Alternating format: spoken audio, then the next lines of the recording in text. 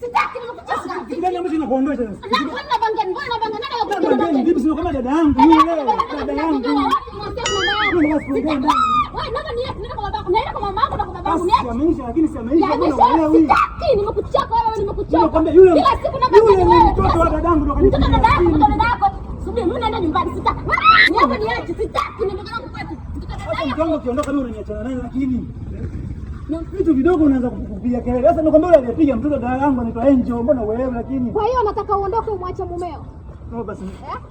Shogangu kabisa nataka uiache ndoa yako kwa sababu yani nataka umwache mumeo. Basi mwanangu. Basi nisamehe.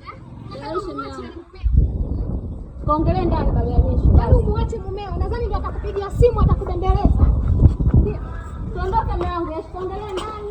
Wewe unapoondoka malaya tu kitu gani hapo unatoka mlangoni kwa? Unamwacha mumeo muache. Mwanangu kaongelee ndani ameisha. Yameisha?